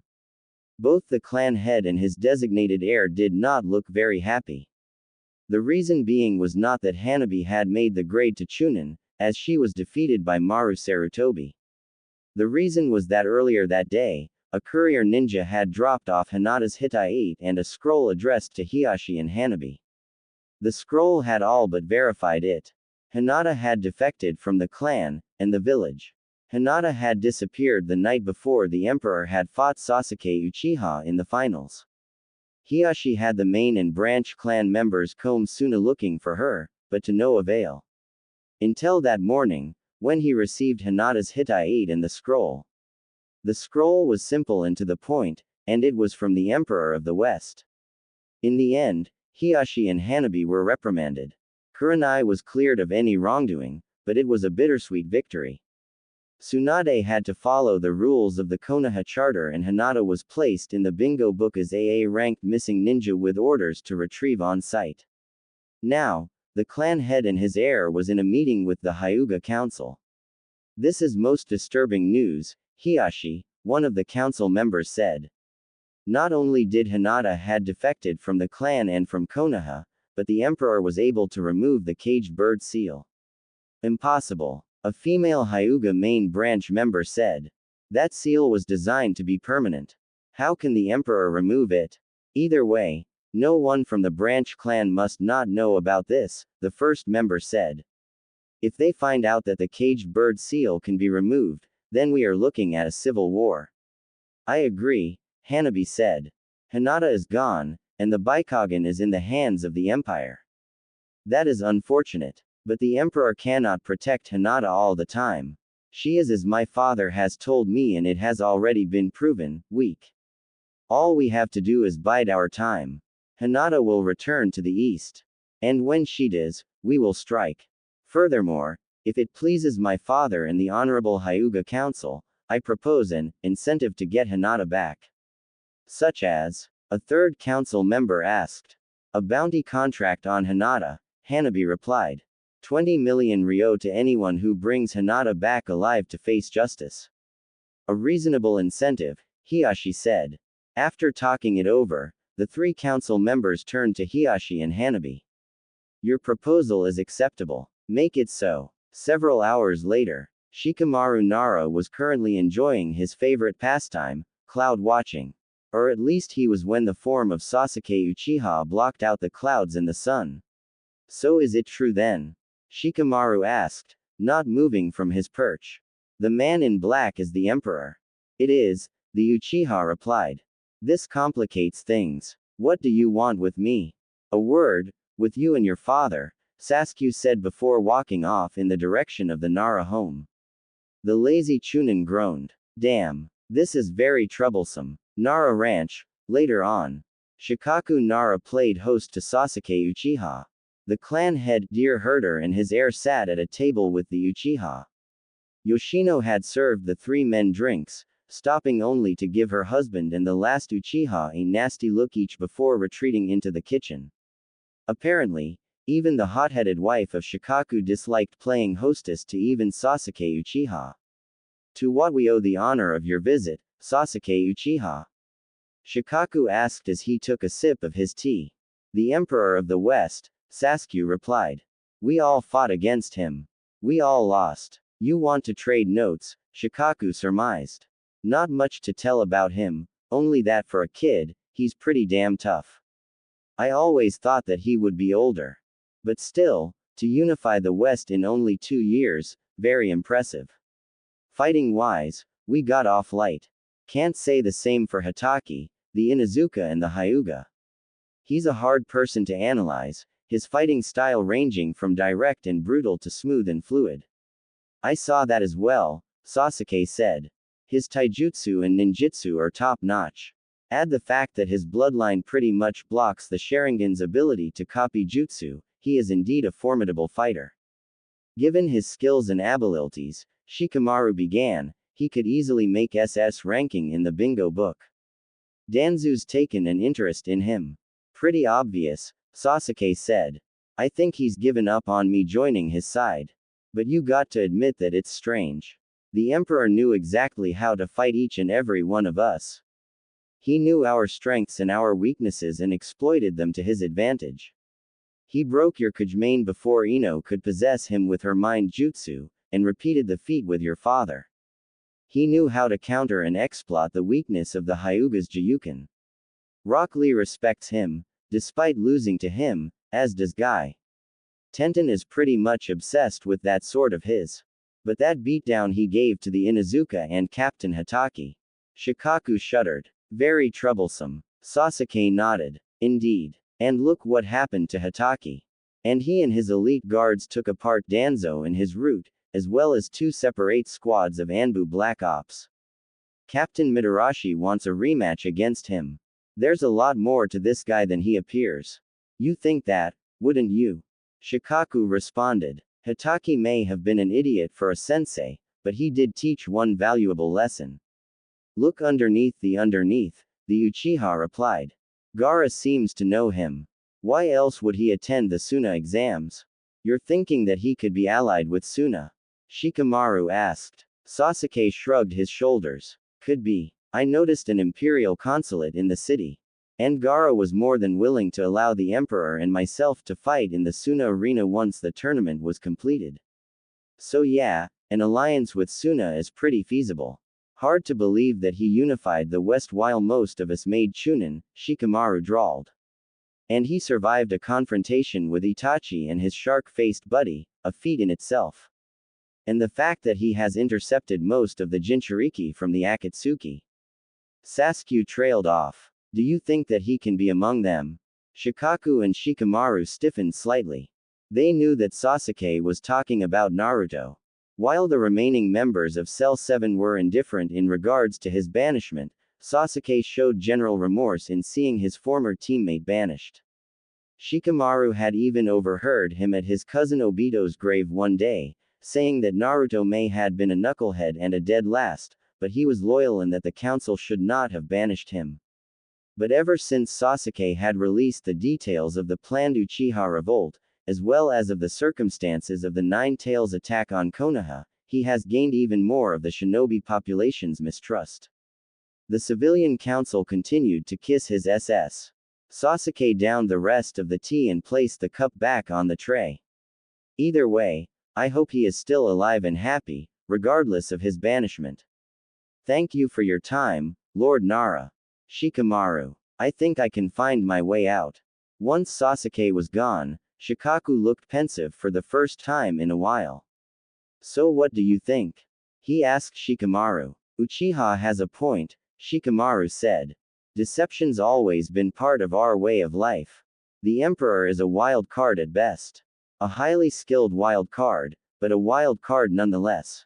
Despite everything that has happened, he did save Asuma-sensei from Hidan. Shikaku wasn't convinced. What do you really think, son? Now that Sasuke was gone, Shikamaru could speak freely. That the Emperor could have spies and informants in the east. Maybe inside the fire capital, or even Konoha. Worst case scenario is that the Emperor is connected to Konoha in some way, and knows how each of us fight, and counter our signature techniques. And the way he had beaten down Neji and Lord Hyuga, not to mention how he brutally beaten Captain Hatake, the Inuzuka matriarch and Kiba, shows that those five had slighted him in some way. Everyone else just got lucky. And the Emperor has been intercepting the Jinchuriki. Sasuke did make a valid point. Uzumaki could be among them. You still think that he is the Nine Tails Reborn? Shikamaru thought about it for a moment. When he was banished, yes. But now that I think about it, if he was the Kyuubi, then he would have long since razed this place to the ground. I think he really is the jailer. But more importantly, he will probably never forgive us for favoring Uchiha over him. The elder Nara nodded. He then made a decision. Shikamaru, what I am about to tell you must not be uttered outside these walls. No one, not even Asuma, or Choji, or Ino or the Hokage herself must not know. Promise me. Shikamaru nodded. Is this a troublesome secret? Troublesome does not even begin to describe it, Shikaku replied. It concerns the circumstances of Uzumaki's banishment.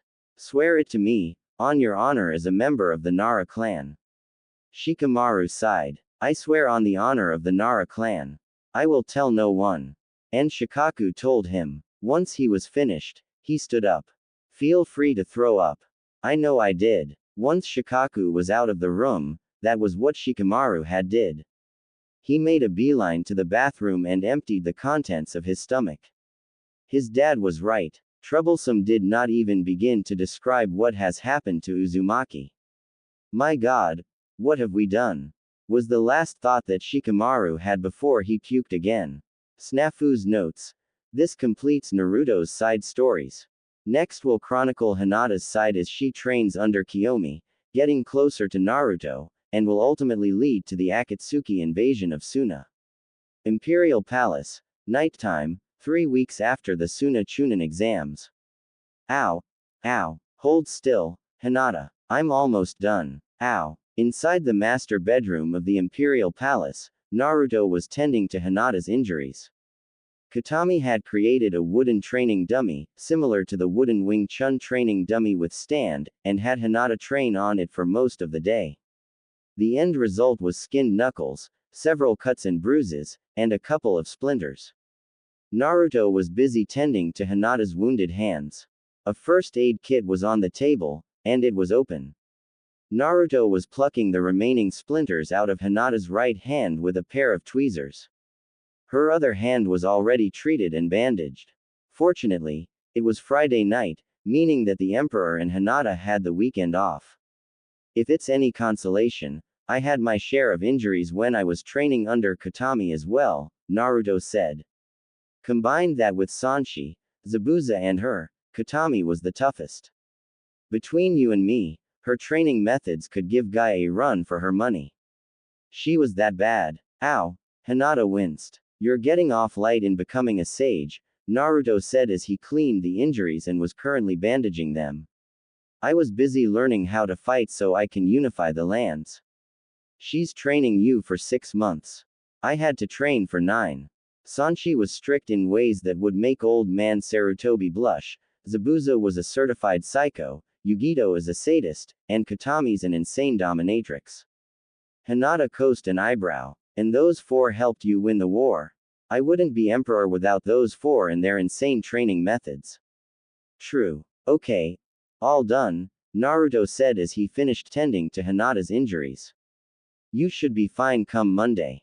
The Emperor of the West packed up the first aid kit and rose from the seat. Unknown to him, Hinata followed him. Naruto walked over to the nightstand and stowed the kit away. When he turned around, he was caught completely unaware by Hinata standing behind him. They had kissed before, but this time around, it was Hinata, not Naruto, who had initiated it. This was another thing that Naruto had liked. Hinata was becoming more assertive and less meek. She was becoming his equal, but out of respect, she was his second in command.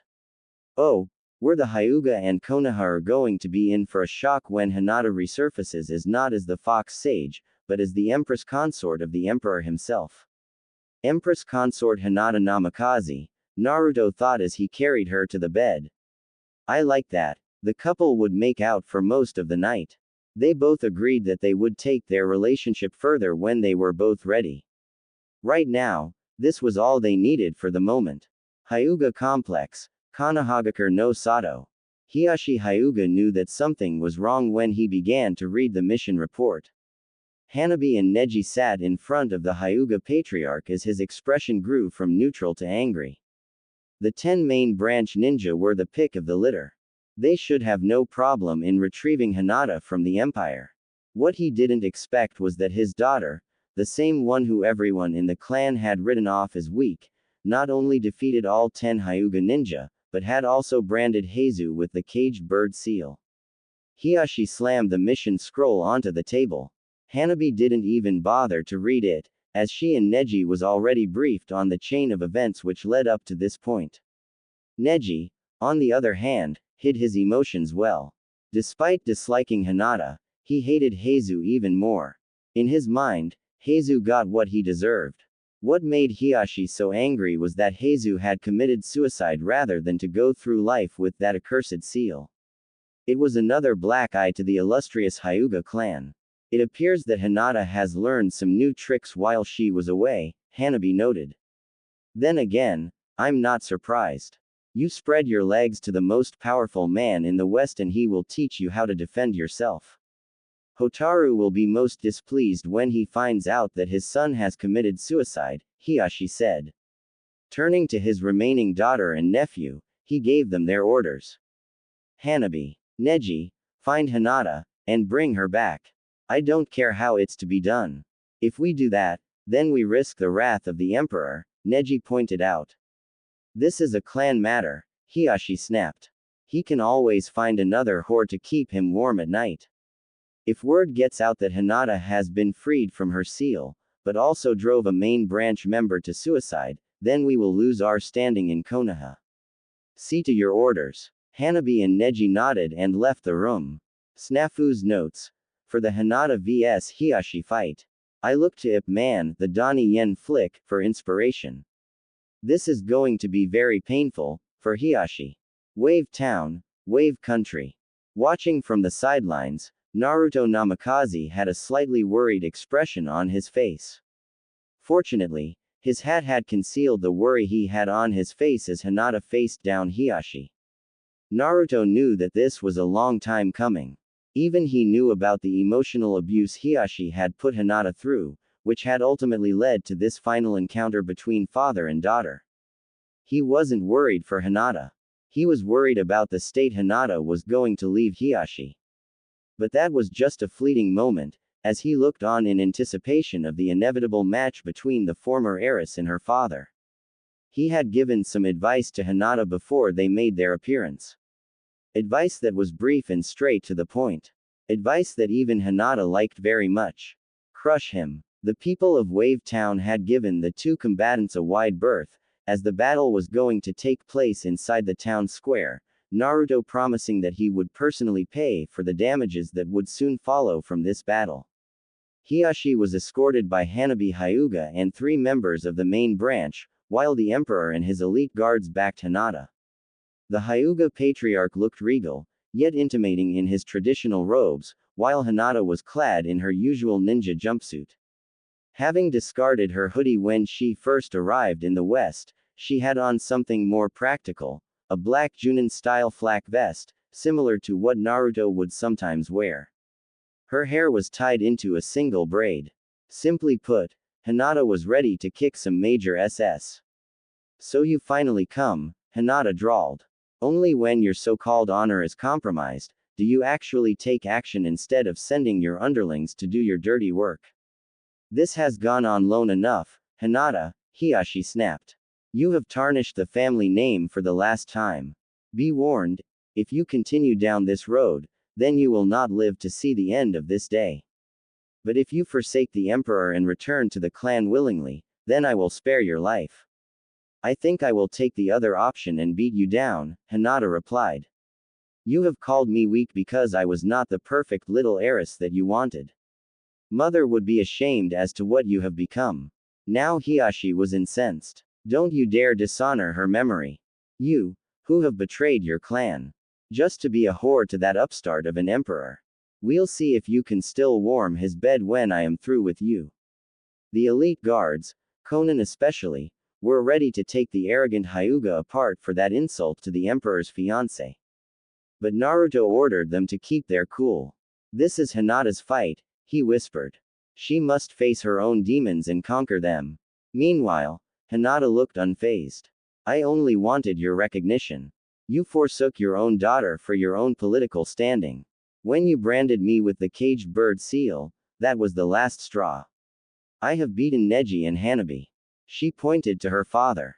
You are the last link to my past, Hiashi Hyuga. It ends here. Q Resident Evil, Biohazard 5's, sad but true, for the duration of the fight. Hiashi activated his Byakugan and went into his Jiyuken stance, while Hinata's eyes changed from lavender to violet as she activated her enhanced Byakugan, sans the bulging veins. She shifted into her Kin Shiki stance, think Lily's stance, and waited for Hiashi to make the first move. Hiashi pulled out several kunai and flung them at Hinata, who calmly weaved and spun through the deadly bladed instruments, while at the same time, closing the distance between his firstborn. Chakra seeping into his hands, Hiashi let loose with several rapid Jiyuken strikes aimed at Hinata's chest. However, Hinata wasn't going to let him nail her with those lethal strikes.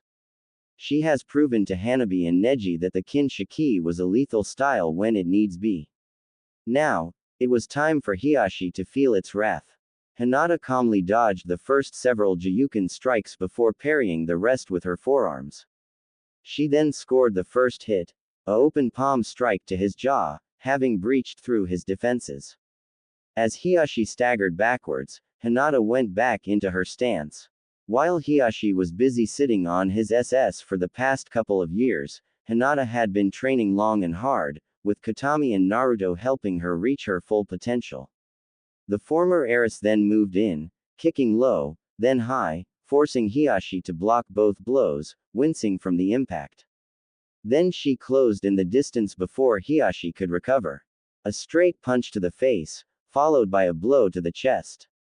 She moved around Hiashi's Jiyuken strikes and grabbed a handful of his hair, violently yanking his head back and driving her elbow into his jaw, followed by a chop to the throat. She completed the combo with a Jiyuken strike to his left arm. You're outmatched, Hiashi, Hinata drawled as she went back into her stance. Give up and I won't leave you a cripple. Hiashi took the moment to reopen his tenketsu. You dare make demands of me. You are still weak. Yet, you were unable to get a hit off of me, Hinata pointed out. Don't feel bad. Neji and Hanabi were the same. Another aspect of becoming the Fox Sage was that Katami had drilled Hinata in the art of psychological warfare.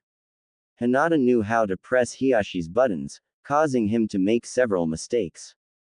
But there was one mistake that even Hiashi could have avoided: never underestimate your opponent, especially your own flesh and blood. Hinata stood her ground as Hiashi charged. One of Naruto's training methods was weight training, something he had picked up from Rock Lee. He had done the same, and used the same methods to make Hinata faster. Combine that with occasional sparring with the Chiba clan head and Takuma, Hinata's skill level was up to par with her soon-to-be husband. A fact that Hiashi will soon find out the hard way. Kinshiki was basically the gentle fist in its purest form, Hinata having stripped the flaws and weaknesses out of the style. What made Kinshiki even more dangerous was that it did not use the Bikogen as a crutch. The same flaws and weaknesses that Hiashi was showing in the gentle fist as he and Hinata had gotten in close, blocking and parrying the other's strikes and blows. This time around, Hiashi had caught Hinata with several strikes of his own, disabling her right arm. Hinata knocked him back with a kick to the jaw. Hiashi smirked when he saw that Hinata's arm was useless. Then his eyes widened when he saw the tenketsu open itself up again, showing that Hinata could once again use her arm. Hinata flexed her hand as the feeling rushed back into her hand. Surprised, Hinata taunted, "You have nothing else to teach me, old man. I have far surpassed you. Just give up." As the match continued, Naruto noticed two more people that had arrived to watch the match. Both were Konoha Junin. The first was male, with a beard, but no mustache, complete with an unlit cigarette, the female with undisciplined long hair and red eyes. Asuma and Kurenai Sarutobi. Naruto remembered that Kurenai was Hinata's sensei, and that she was married to Asuma shortly after Maru had made genin.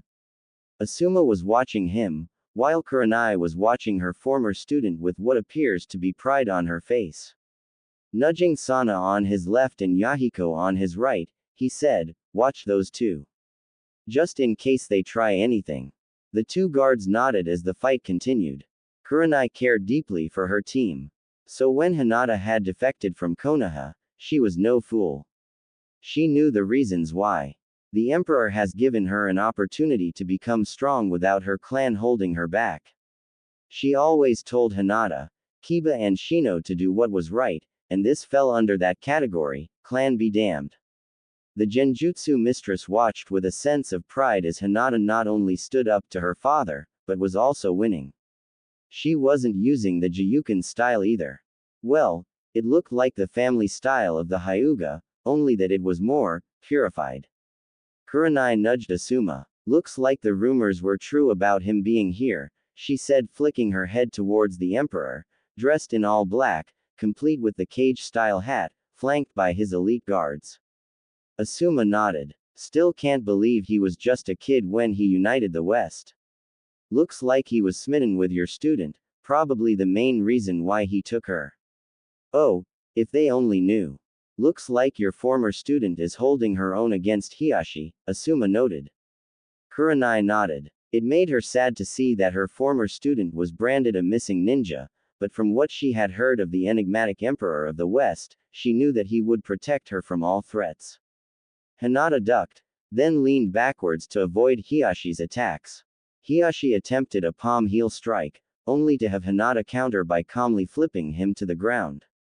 Hinata raised one leg up in a vertical split before bringing the heel down on Hiashi, who rolled out of the way.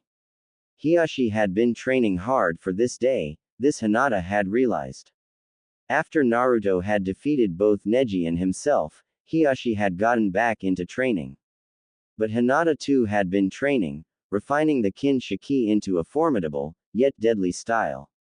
Hiashi got a quick uppercut to his jaw, which stunned him long enough for Hinata to perform the heavenly spin, knocking Hiashi into the air. Hinata quickly summoned a shadow clone, which sent the Hyuga clan head crashing back into the ground following a hard kick to his torso.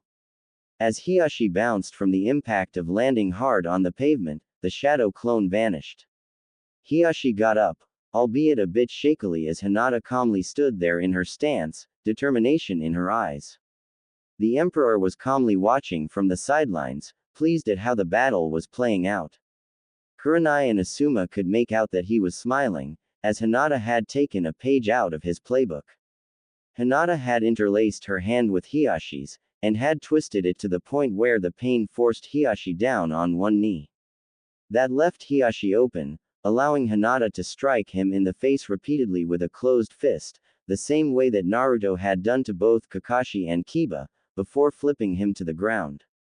Hinata calmly advanced on her father, whose eye was swollen shut from the barrage of punches, meaning that because of that, he could not use his Byakugan in that eye. Hiashi coughed up blood, as he got back to his feet. Hinata parried his Jiyuken strike and smashed her palms against his ears, causing them to ring. His left arm was dislocated, the elbow broken following another attempt to attack. A punch to the stomach made the Hyuga clan head vomit his breakfast. As Hinata continued to ruthlessly dismantle the clan head, Asuma and Kurenai continued to watch from the sidelines. "This is wrong," Asuma said. "Why won't she just knock him out and get it over with?" "Because Hiashi had made Hinata's life a living hell," Kurenai replied. "So Hinata is due for some payback. Not that I blame her. Hiashi is a prick, and the main branch members need to get knocked down a peg or three." "So true, love," Asuma conceded. As Hiashi staggered to his feet, Hinata decided to end this battle once and for all. And she knew just how to do it. Now only it will serve as a message to the Hyuga, but it will leave quite an impression on her ex-father. Ducking under her father's attack, she nailed him with a palm heel strike. Unlike the Jiyuken's version, Hinata struck Hiashi 3 times. The first was with her right palm, the second was with her left, and a rising open palm strike that knocked him back.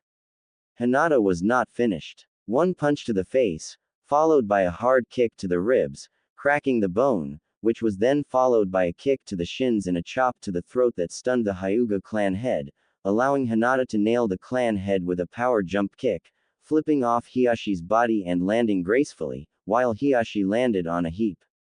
Hiashi quickly got back up, and fell to one knee soon after, coughing up more blood. Hiashi gasped. "You can't be this strong. You're a weakling. It's over, Hiashi. I've won," Hinata countered. "Your Jiyuken was no match for my Kinshiki." Hiashi's eyes went wide at that declaration. You learned the forbidden style. How? There are no scrolls for it. They were destroyed." "Not really," Hinata replied. "The gentle fist was flawed. I merely perfected it." "It doesn't matter," Hiashi spat out. "You're still a weakling. You are nothing." Hinata smiled evilly as she activated her Byakugan. "And you're within my range." Her hands coated with chakra, she savored the look of disbelief on Hiashi's face as she uttered the following: 8 trigrams, 128 palms. Before Hiashi could react, Hinata unleashed hell. Summoning another clone, they both attacked at the same time. Watching from the sidelines, Asuma and Kurenai had seen the 128 palms in action, but Hinata had taken it to a whole new level with the use of a shadow clone. Hinata and the clone had struck Hiashi 64 times each. And boy, did it look painful. 1 becomes 2. Hinata. 2 becomes 4. Hinata's clone. 8. Hinata. 16. Hinata's clone. 32. Hinata. 64. Hinata's clone. 128 palms. Both Hinata's chorused as they struck the final blow together. Crunch. The last blow was aimed at Hiashi's leg. The Hyuga clan head screamed as he felt his leg break. Collapsing to the ground, he was immediately surrounded by Hanabi and the other Hyuga ninja. Hiashi coughed up blood as he tried to keep consciousness, his eyes showing nothing but hatred at his former daughter. "How do you like your daughter now that she has no leash?" Hinata taunted as she dismissed her clone. "Any Hyuga that comes after me, I will do worse to them than what I did to you. I wash my hands clean of you, Hiashi Hyuga. You are no father of mine. You. That was all Hiashi managed to say before he passed out from his injuries. "Father," Hanabi whispered softly. Then she turned to Hinata, her own Byakugan active, as were the other main branch ninja present. "Get her." Before the main branch ninja could move in, Naruto intervened. The Hyuga ninja backed up as they saw Naruto at Hinata's side, katana drawn. He was backed up by his elite guards, who were ready for action. The Emperor drew a line in the street with his blade before turning his eyes on Hanabi. "Hinata is under my protection, as if she needs it, from what I have seen," Naruto deadpanned. "Take your father and go. You can have that." Hanabi was cut off when Naruto was at her side, the katana at her throat. Finish that sentence, and you will be a head shorter, Naruto threatened, the blade digging in just deep enough to draw a trickle of blood. Hanabi knew that she was outnumbered. Given the Emperor's track record against Konoha ninja, Hanabi was not interested in becoming another number to his tally. Wisely, she backed down, while staring daggers at Hinata. This isn't over, Hinata, Hanabi seethed.